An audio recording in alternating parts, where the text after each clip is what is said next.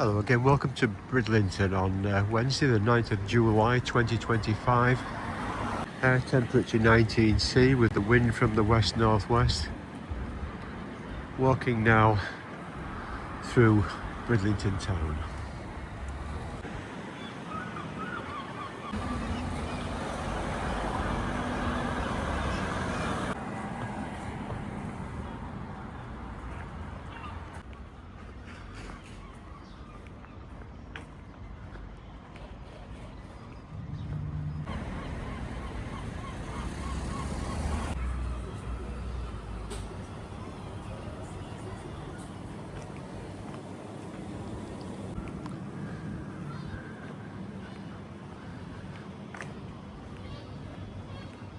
Fishing boat Ocean Spray here having some work done at Langdale's Wharf boatyard.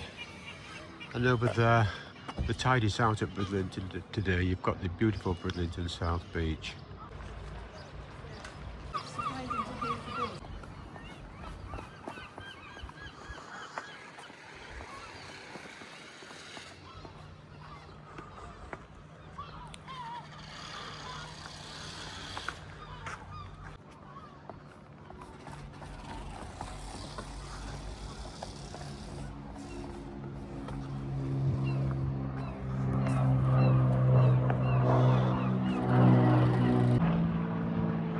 We have the Gypsy Race River entering the harbour, and you can see it's barely a trickle. That's because there's a drought in Yorkshire at the moment, and a hosepipe ban came into effect just a few days ago. Fishing cobbles, Gansey Lass there, Free Spirit, Churros fishing trips over there.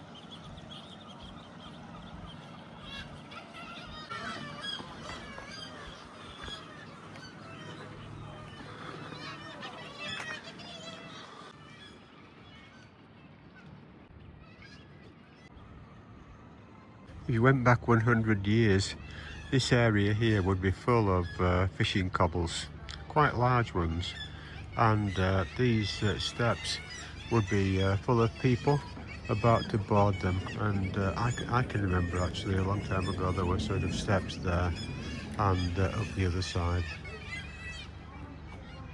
But you can just still see the fixing points for the stairs.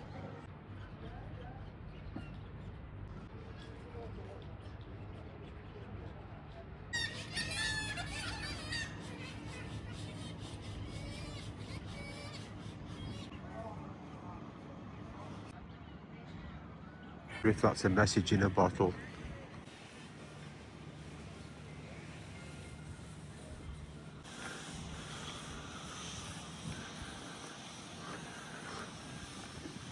The pirate ship.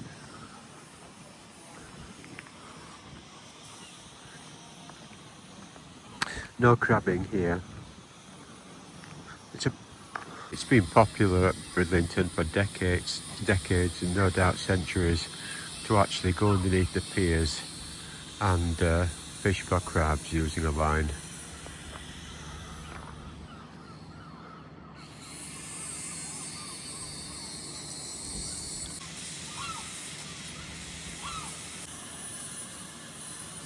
notable to Bridlington Harbour today that the fish dock here is entirely empty. No doubt the fishing fleet being out at sea. The lobster fishing, as you can see perhaps from that truck over there.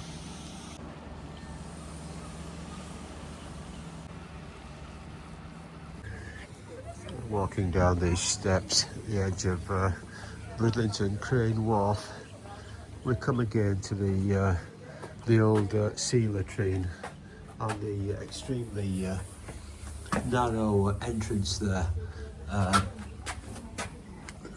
That was the female sea latrine, the male one being at the other side. Walking down the steps here, we can see that tidal action has moved some of these white stones, which must have originated in the chalk cliffs of Flamborough Head.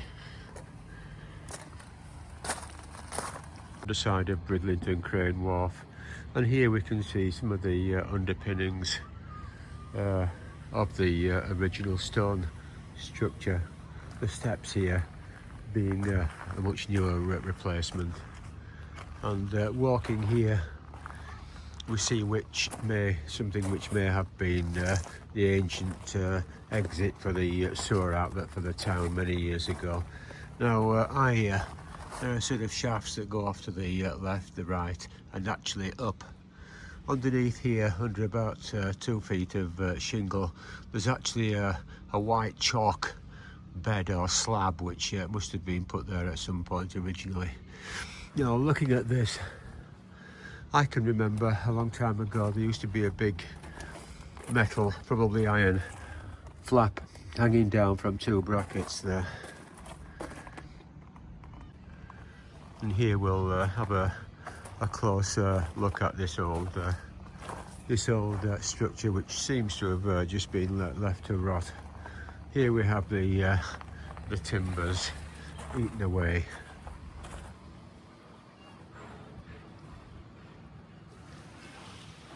The gentle lapping sound of the sea here in the harbour and the passing of time. The concrete structure, of course, will last a lot longer, perhaps. Although even here the concrete is rotting and being eroded away.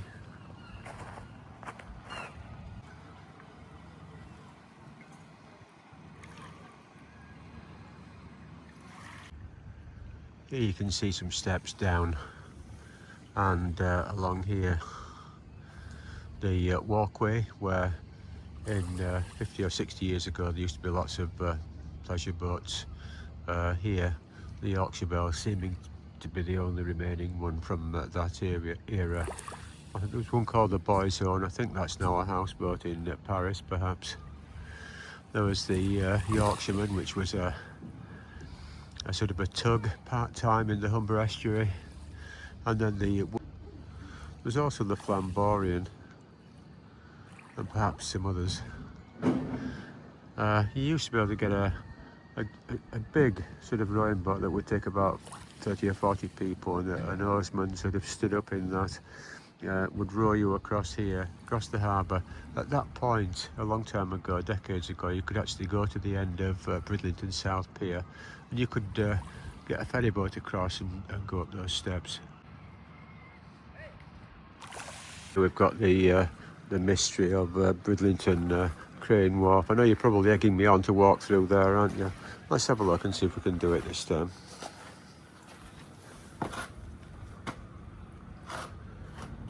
Probably not. Too slippy. But here we have the old tyres, which seem to have been embedded in there since 1958. Well, made it after all. And here we have the interesting lattice work of underneath Bridlington Crane Wharf. Now it's sort of not known how all the steel beams got there, whether they actually support the hundreds of tons of concrete above us, or whether they don't actually.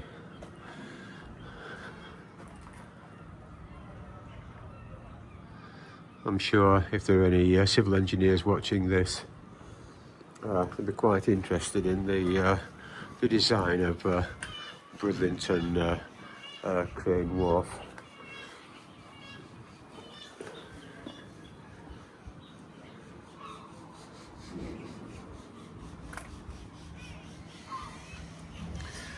You can see here, coming out of this side, on the west side of Bridlington Crane Wharf, you arrive on the harbour bed here, and turning full circle, you've got the Yorkshire Bell there at the other side. The steps up onto the harbour. The male version of the old sea latrine there, with its tidal flushing action, closed now for many years. Something which I once used coming off a fishing cobble in the mid-1950s. And here you have the exit. Tide, of course, would just flush that out.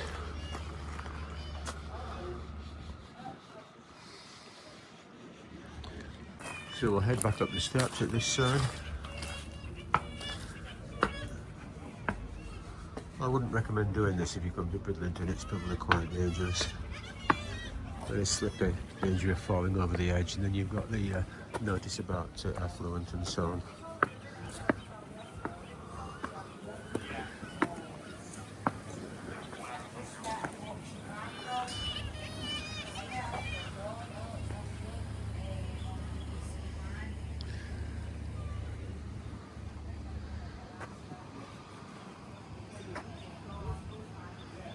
So we'll walk on to Bridlington North Pier.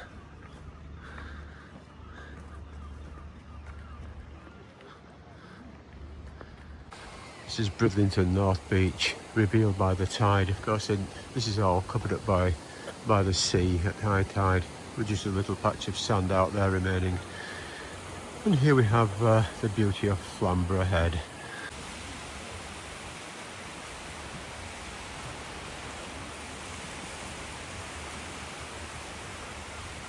With the notch towards the end there, where allegedly the Vikings tried to create a fortress by cutting the end of Flamborough Head off.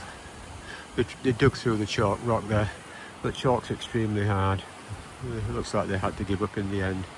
I'll zoom in and let you have a look at that notch.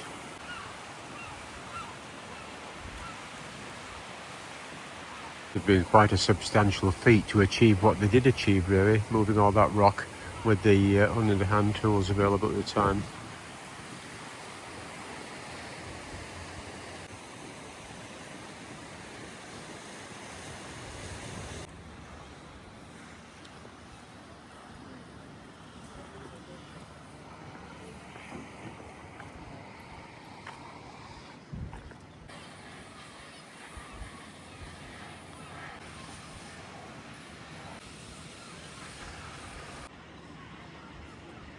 And that's where we've just been exploring, down those steps,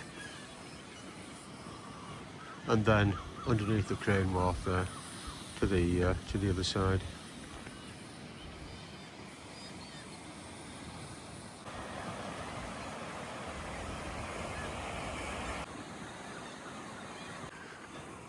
Here is the Yorkshire Bell, and over there with the seaweed you can see the high tide mark at Bridlington, which is very dissimilar to if you've spent your life living in the tropical zones of the world. There's a really big rise and fall of the tide here, which you've got to be very careful with. It doesn't catch you out in places like Flamborough Head. Now, I remember once as a child, there was an exceptionally low tide, and there was a sandbar came right out to there, literally just level with that, and sort of a channel going out here with a gypsy race going out. And I walked, I mean, I'm only a child, I'm probably about 10 years old.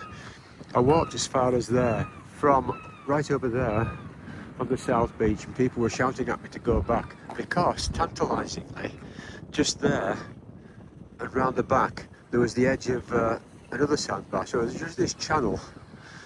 But I walked forward a couple of steps and sank into deep mud up to my mid-calf, so I followed the advice, or shall we say shouted instructions from the pier here, and managed to walk back onto the south beach. It's surprising with some of the things we did in those days that we're actually still alive and that we got away with it. Well, the sun is shining on Bridlington South Beach. I'll try to zoom in.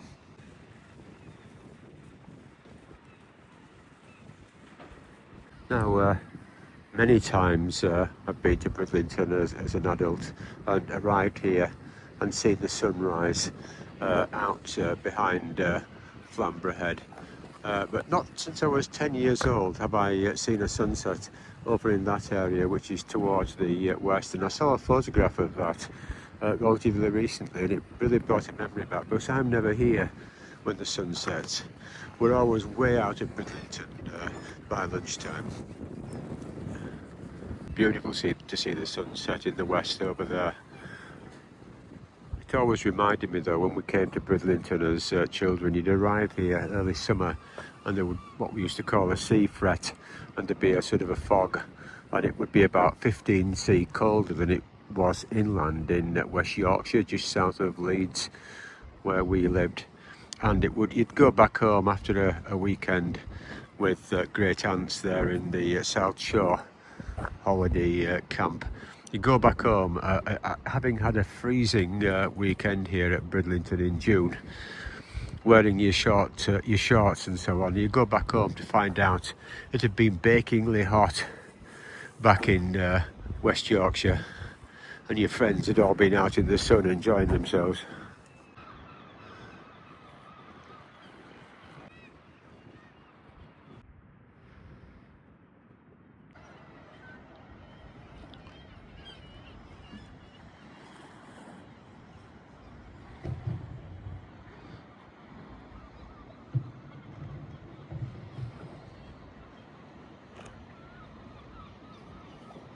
I've always thought it strange at Bridlington that the best time of the day, which is now in summer, let's see, it's 10:40, that there's virtually no one here.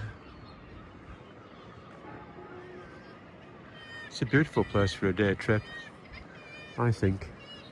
I'm less sure about a summer holiday here, because you've got to catch the weather, and it's so unpredictable is the weather in the UK, isn't it? But to check the weather and then set off on a 70 miles journey here.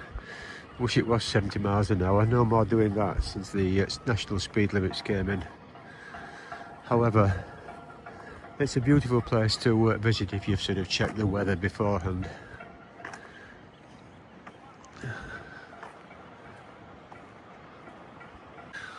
I did have a motorcycle before the national 70 mile an hour speed limit came in, and yeah, I do remember seemingly doing 100 miles an hour down Bullcliff Hill in the West Riding there. Fingers, this was on a Triumph Twin bike, and fingers of my left hand covering the clutch lever just in case it seized. Crazy things in those days. It's much safer now, thank goodness.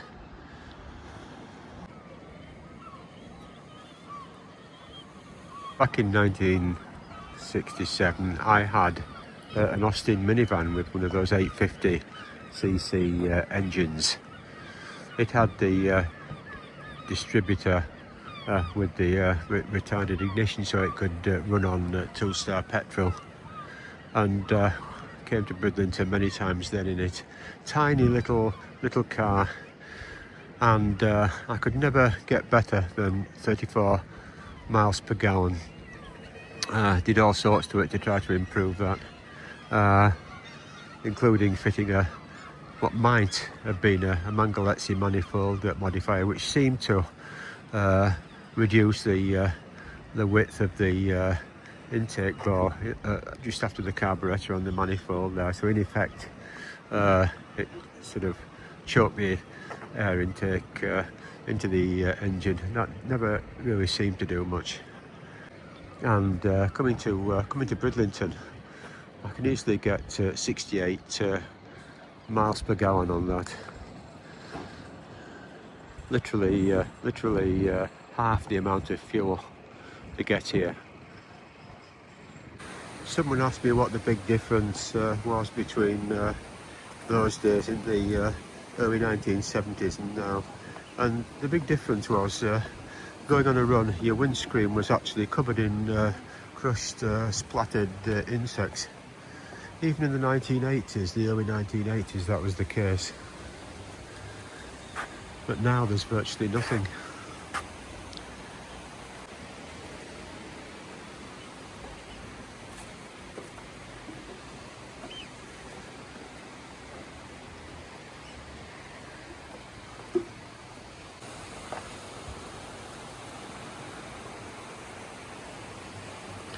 So this is Bridlington North Beach.